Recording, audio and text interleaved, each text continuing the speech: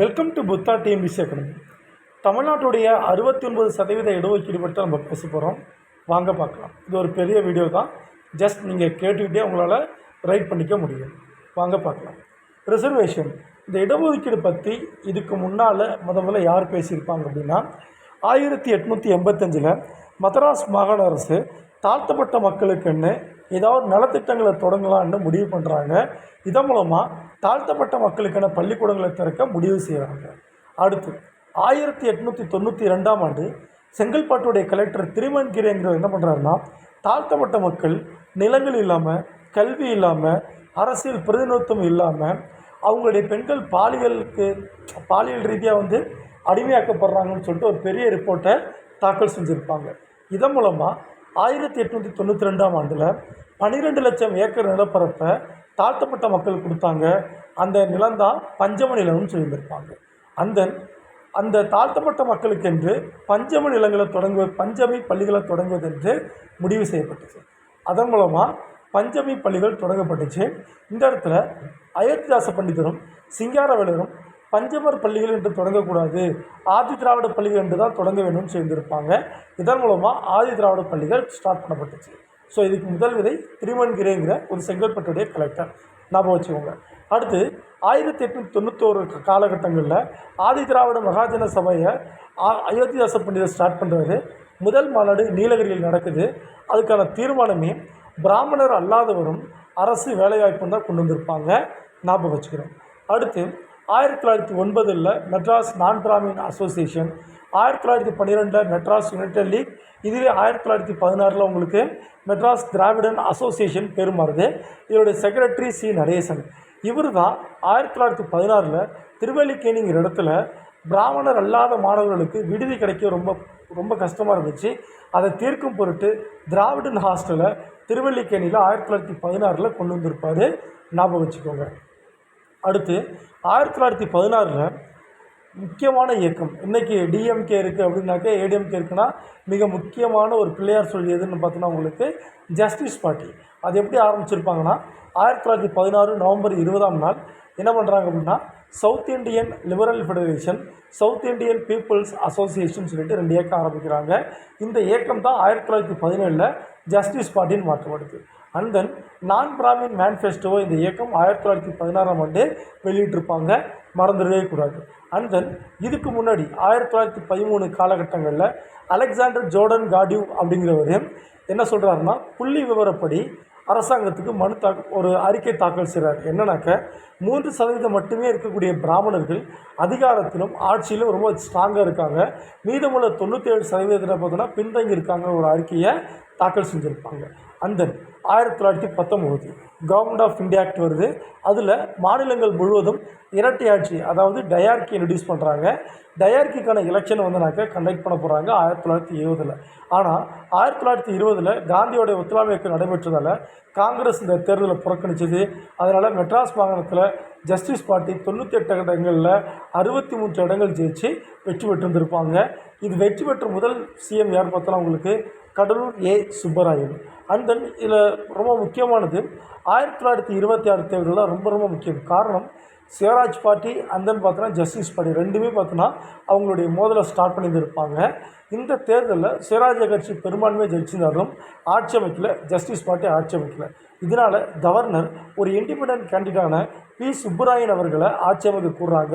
இவருக்கு ஜஸ்டிஸ் பார்ட்டியும் சிவராஜ் பார்ட்டியும் ஆதரவு கொடுக்குது, ஆட்சி அமைக்கிறார். இவருடைய கல்வித்துறை அமைச்சர் முத்தியா முதலியார் அவர்கள் 1928 கேஸ்ட் பேஸ்ட் ரிசர்வேஷன் அல்லது கோட்டா முறையை கொண்டு வராரு. ரொம்ப முக்கியமானது. அதாவது மொத்தம் 5 பிரிவாக பிரிக்கிறாரு.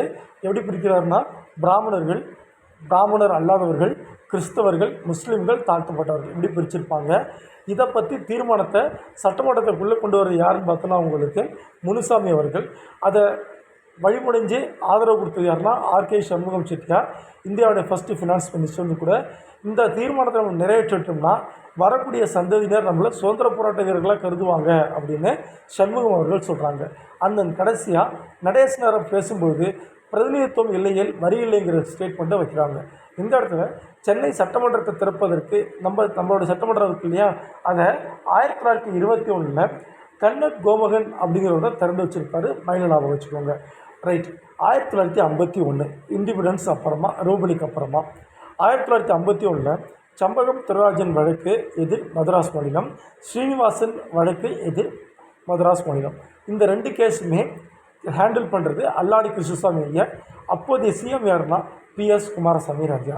அந்த டைமில் சம்பகம் துரைராஜ் அவர்களுக்கு எம்பிபிஎஸும், ஸ்ரீனிவாசன் அவர்களுக்கு பொறியியல் படிப்பும் பார்த்தோன்னா இந்த சாதிவாரி இடஒதுக்கீடு வந்து எங்களுக்கு எதிராக இருக்குன்னு சொல்லி ஜெயிச்சிடுறாங்க. இந்த சாதிவாரி இடஒதுக்கீடை கேன்சல் பண்ணிடுறாங்க.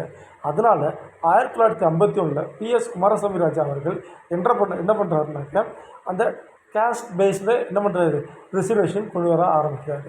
அப்போது 1951 பிசி பிற்படுத்தப்பட்டவருக்கு 25%, எஸ்சிக்கு 16%, மொத்தமாக 41% கொண்டு வந்திருப்பாங்க.